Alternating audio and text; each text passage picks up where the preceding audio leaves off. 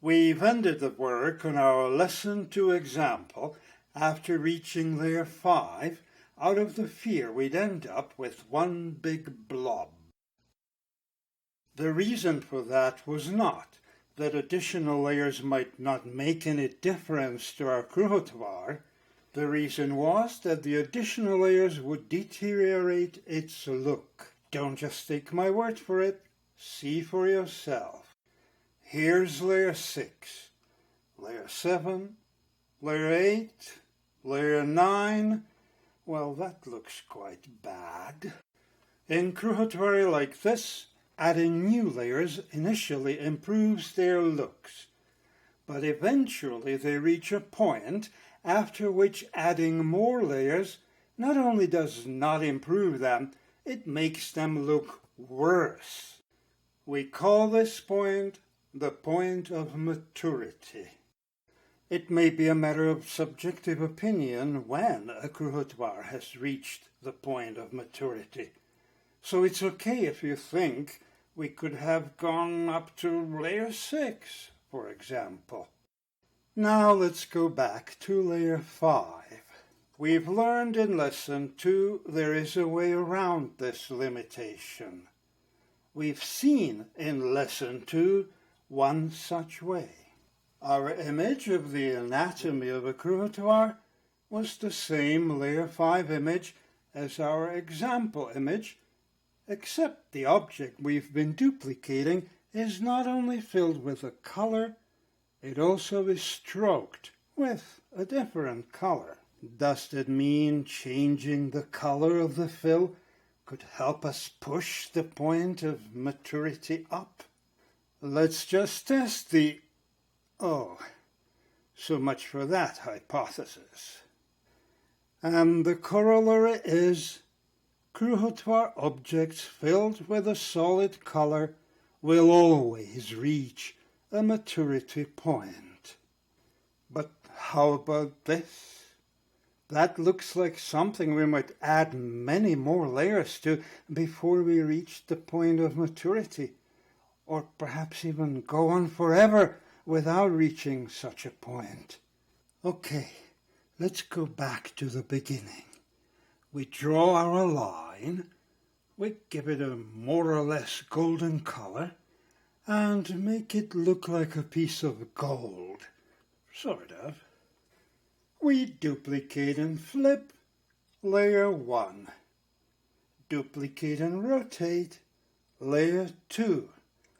Duplicate, rotate layer 3, layer 4, and layer 5.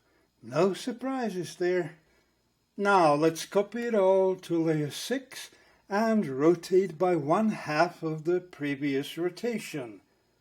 That is 1/2 of 22.5 degrees, which is 11.25 degrees. Surprise, surprise! This looks good. We'll copy everything again and rotate it by 5.625 degrees, giving us layer 7. To me, this looks like a very nice golden brooch, made out of 128 intertwined pieces, each expanding from the center of the brooch all the way to its edge. It also looks nice on a t-shirt, as you can see, by going to http://tinyurl.com/Kruhotvár-7. Let's keep going. Layer 8, 2.8125 degrees. Yes, the rotations are getting tighter and tighter. Layer 9, 1.40625 degrees. It's getting hard to see a difference. Anyway, layer 10 rotated mere 0.703125 degrees. It looks like we've hit another impasse. we have not reached the point of maturity. It even looks like we never will. That, of course, is good. But what we have reached is the point of saturity instead. The what, you ask? Saturity. Not in any English dictionary that I have looked to, but it is the direct way to express the Latin saturitas in English. Saturitas means satiety, fullness, exhaustion. And since we have reached all of those, the right term is the point of saturity.